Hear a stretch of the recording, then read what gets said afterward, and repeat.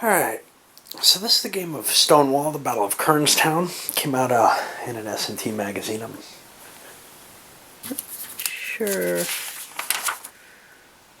Yeah, I don't have the issue number listed on here, but that's okay. You can look that up. For me, this is a very special game because this was one of the first 7 SPI S&T games that I bought all at once at a tag sale, and I think I paid $2 for the 7 games. Brought them home. The first one I wanted to play was Ney versus Wellington because Napoleon excited me. That was unpunched. I tried to figure it out. I think I punched it, and I didn't get it. I just didn't understand it. And then this one, I think, is the first one I actually played. And it was a struggle. It really was. For this to be your first war game, especially given that I had Napoleon at Waterloo in the package, but that was unpunched. For this to be the first war game that you play is tough. There's no question there. But I saw something I liked, and then noticed that most of the others I had were actually simpler. Things like Dresden Eylau and, Napoleon at Waterloo and on to Richmond and stuff like that. So this and Ney versus Wellington were the tough ones in there. But this one's always been kind of a pleasure to me. Now, what this is this is the Terrible Swift Sword system. Slightly modified. Mark Herman got his hands on it, made a few little tweaks, some for the battle, some maybe more general, like these little artillery crew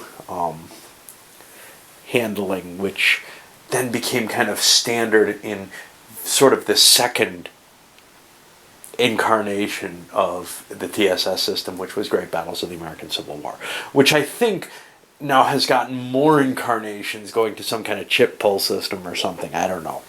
But what's really amazing about this system, and I'm not going to go into too much detail on the rules, but as you play this, or as we look at this, we'll see just how much this system, the Terrible Swift Sword system, is really living on in the Gamers series. It is almost exactly the same. But there's some brilliant little additions in the Gamers series. The way they handle combat, the orders system, etc. A lot of little tweaks that make it better, but at the heart is this. This is what lives, where its real heritage lies. In the same way that the OCS's heritage lies in another Richard Berg game, which is the old Desert Fox. And I can't tell you one way or another whether or not that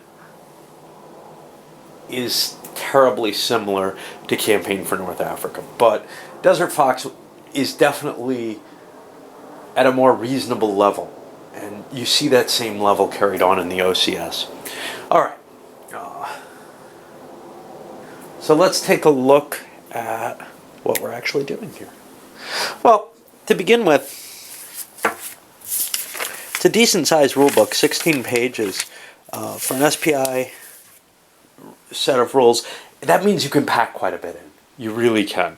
And TSS was considered a fairly complex game at its time.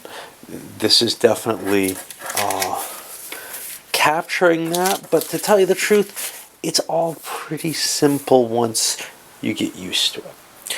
So the sequence of play for this is a little simplified compared to Terrible Swift Sword. You begin with a command phase where you're just really counting to see if your leaders, who have an effectiveness rating number or a range number over to the left, so it's a 4 here on Sullivan, facing matters, which is why things are upside down. Well, as long as their troops are within that command radius, they can kind of operate normally. In general, operate normally is what you need to move, melee, stuff like that. Cavalry, however, if it's mounted, as shown here, and this is some dismounted cavalry here lying on their bellies with pistols. If cavalry is mounted, it has some ability to move on its own without receiving orders. Then you go to the movement phase, and the movement phase here is not too dissimilar from other things we've seen, certainly musket and pike and such not. And in a way, these all these games fall back to this one, well, not this one in particular, really to Terrible Swift Sword, as the progenitor of the move and shoot style of tactical game.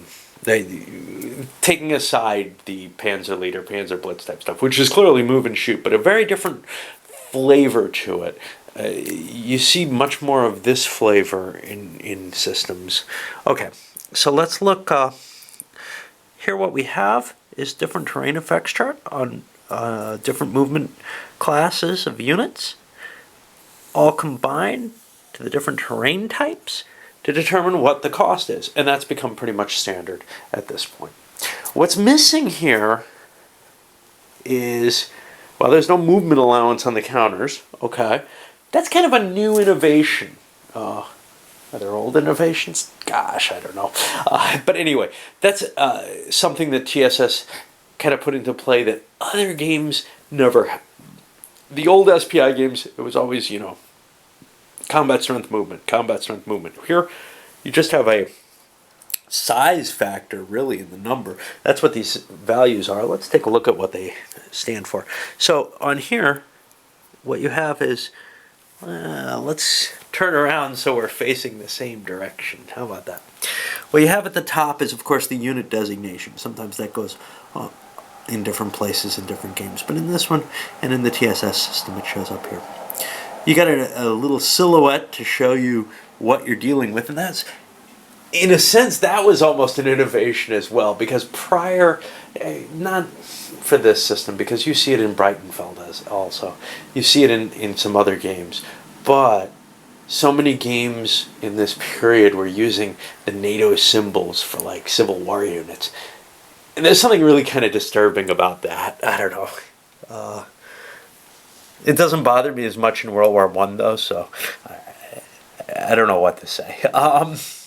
Okay, so the letter here is its morale factor.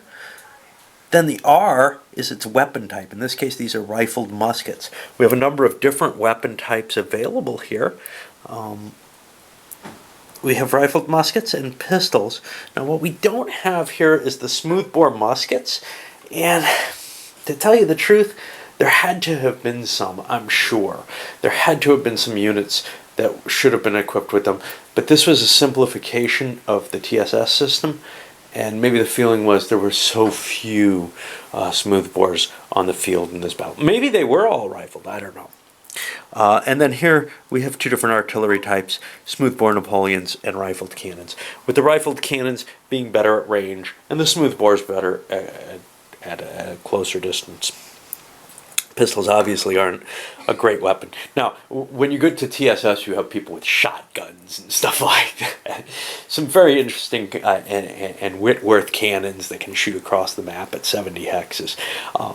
You have a lot of different weapon types in there. And if we ever get that sucker out, it'll be great. But this is kind of a small snapshot of the TSS system and is really awesome just for that. It's not as exciting. It's not as big, it's not as cool a battle, but it's much more playable, and you know, it's something that I can get on the table and play out in less than a month's time, you know? All right. So for Cav, as we noted before, on their backside, they have the mounted version, and on the front side, they have essentially an infantry version, the dismounted Cav.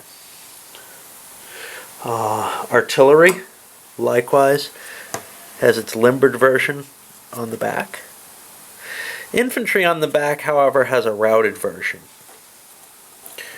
And that's kind of like a formation.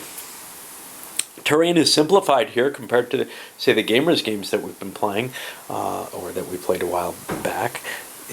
It's really just ridge level. And then there's this, which is hilltop level, which is sort of the highest level in the game. I'm sorry, this is crest level, I think. This is a ridge. Line of sight's fairly simplified. They expend a lot of words and effort on it, kind of like the gamers games do. Really, it's generally common sense. Can I see you, can I not?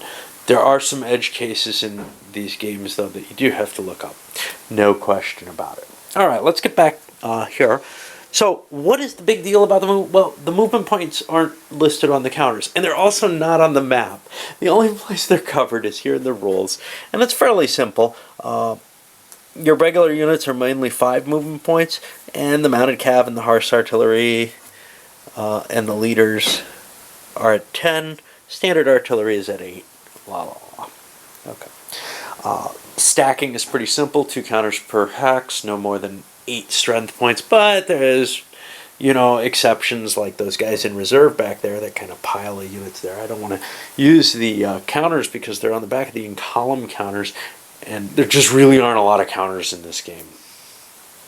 They had to match the magazine production, and I think I may have rated TSS or this one way or the other for counters at one point.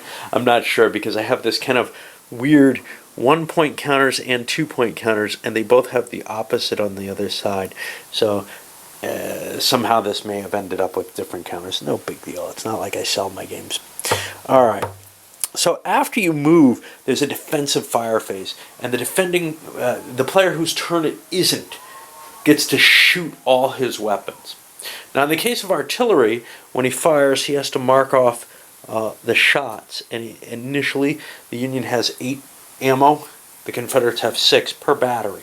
You have some ability to switch that around, but for the most part, that's what you're stuck with in this scenario. Over in TSS, you have actual ammo resupply. You have a supply train that you can pull off. But here, you don't have that. And when you look up the firing, you combine the type of weapon with the range, and that gets you a multiplier times the strength of the unit. And that'll be how many strength points you can fire. And you add them up for whoever's firing into a given hex. You have to kind of agree, you have to kind of figure out everybody firing at 1 hex at one time. And then you look on, there's got to be a fire combat table over here. Now this fire combat table is very, very non-violent. And I seem to recall this one being a little bit less bloody than the TSS one, or than any of the ones in the later system. It's actually something that feels a little broken in this game, is that combat is really, really not going to cause a lot of casualties. I think maybe that's because a reaction to how TSS handled combat, where you'd end up throwing so many men into the meat grinder that you got really unrealistic numbers at the end of Gettysburg. After 3 days of battle, you've lost maybe twice what historically was lost. Okay, but here's the problem. The units are just not falling apart fast enough in this one. And the TSS combat results, I believe, were actually reasonably well researched in terms of how much damage someone should do over a given amount of time. The problem with the game was, and this is what the gamers try to get around, the units just had way too much staying power. They take, 70% losses and they're still in the line. Now, there were cases where that was happening, but you can also press an attack for far too long. At a point where your command would have fallen apart, you can keep pushing. And there was the brigade combat effectiveness rules, which try to handle that a little bit, but they don't really do it. And, well, dropping the numerical values to the losses might have seemed like a reasonable answer, but it really doesn't, because it doesn't produce the proper losses in the time period. Anyway, I think that's a flaw to this game. It's kind of sad when you see it because you're saying, hey, nobody's getting hurt. Okay. So after the defensive player gets his chance to fire, and he gets these pinned results too, which prevent the attacker from shooting, well, then the phasing player gets a chance to fire too. And he can fire with pretty much everything. Except for the recently pinned units, right? Okay. And then there's a retreat before melee. The non-phasing player has an option to try to pull out before he takes a melee hit.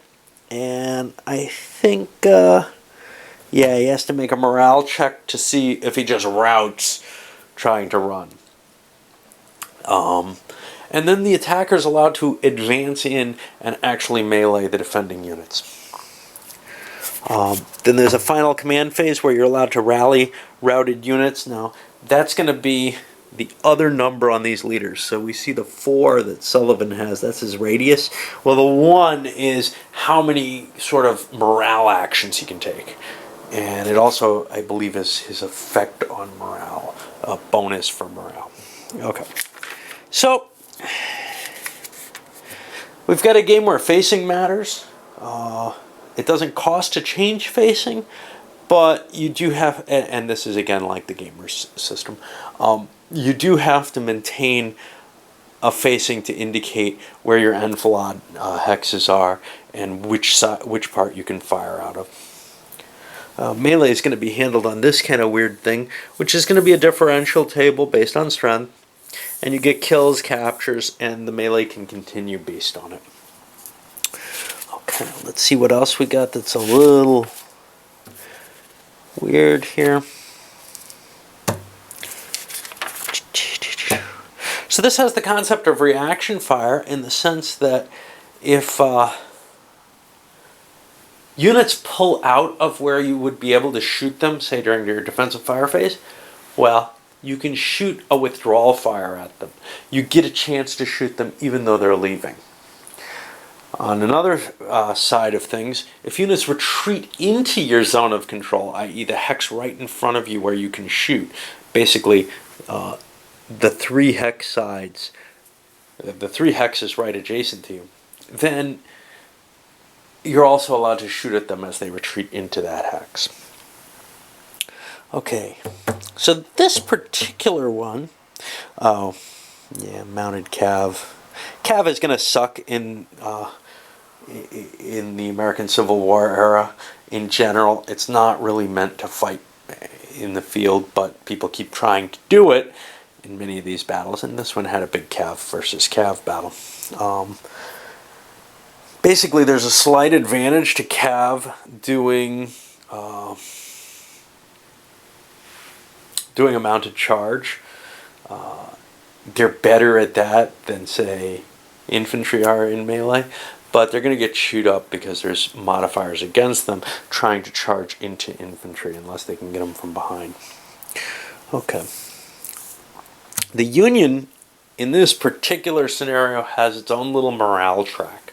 And this is to represent the fact that the Union thought they were facing a lot more troops than they actually were in this particular situation. General Shields, who's in charge here, reported about twice as many troops as Stonewall had available.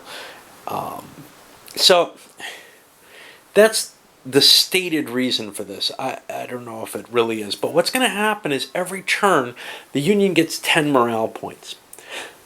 Hey, cool. It loses morale points for taking casualties. Hey, that makes sense. But it also loses them for activating brigades. Each brigade that they activate on a given turn is going to cost them 5 morale points. Now, they only have 1, 2, 3 active brigades, and then this reserve one back here. So, they want to avoid doing stuff as much as possible to get their morale up. The reserve brigade is going to cost you 15 morale points to drop out of reserve and 5 more to move. So you're not going to be able to do that early. Why? Well, because when your morale drops below 30, you start taking, what do they call them here? Demoralization hits. And that's going to affect something known as your brigade combat effectiveness.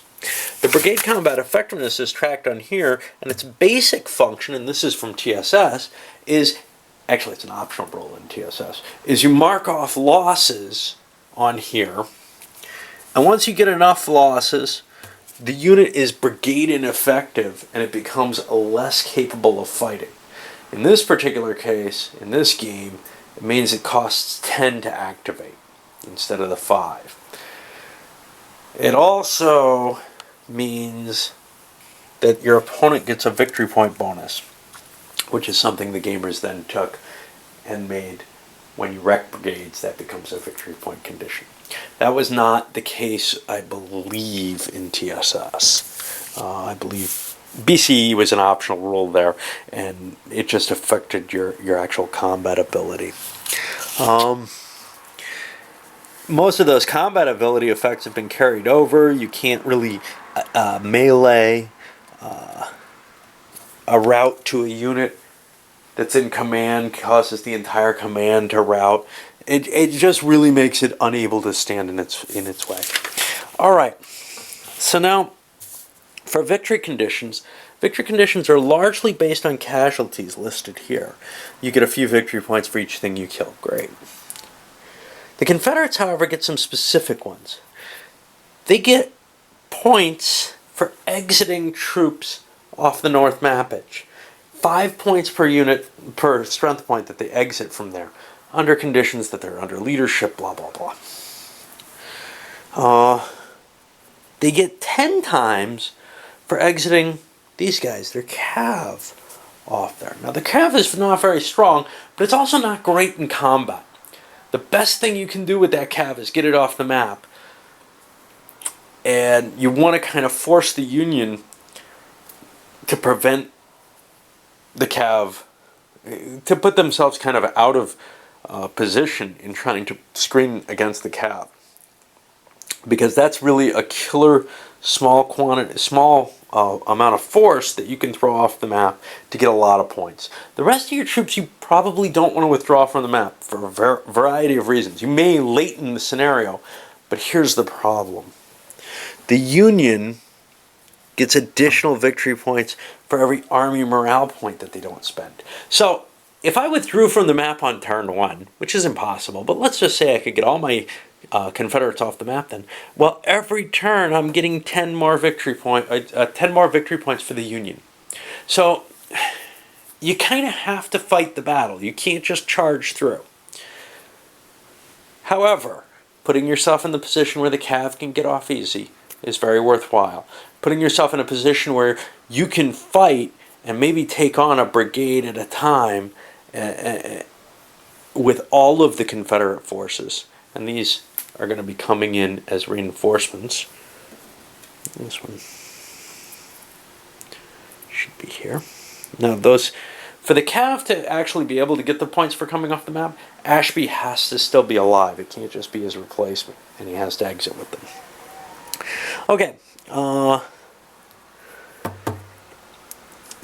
The Confederates also give victory points, though, equal to 5 times the strength of units holding Pritchard's Hill and a couple of other key locations. Pritchard's Hill is this big thing here.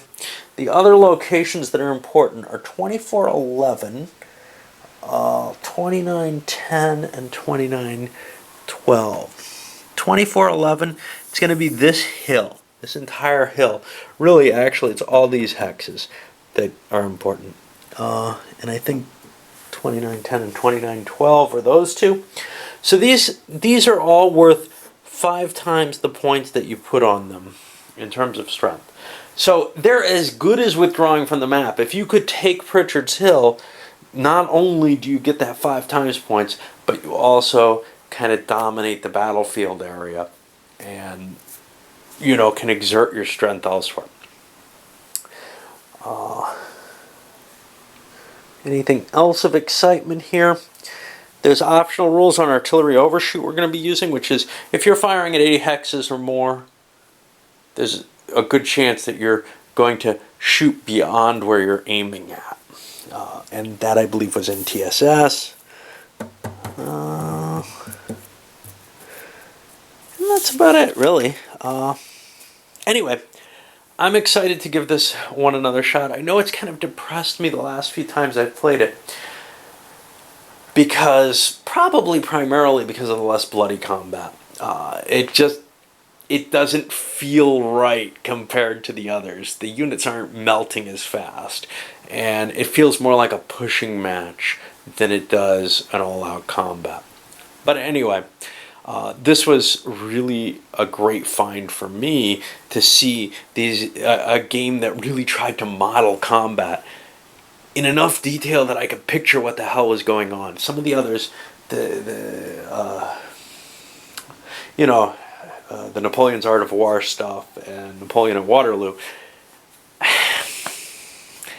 I could vaguely look at it and picture it, but it didn't feel that different from Risk in a way, I mean, obviously there was a lot more effort and thought and knowledge put into it, but this one I could see what was happening. And that's always been a special case for me with these detailed tactical games, is when I can actually kind of understand why X is happening and what it is, who's shooting, what's happening here on the field. That's really a great view for me, and one that I don't get in a lot of games.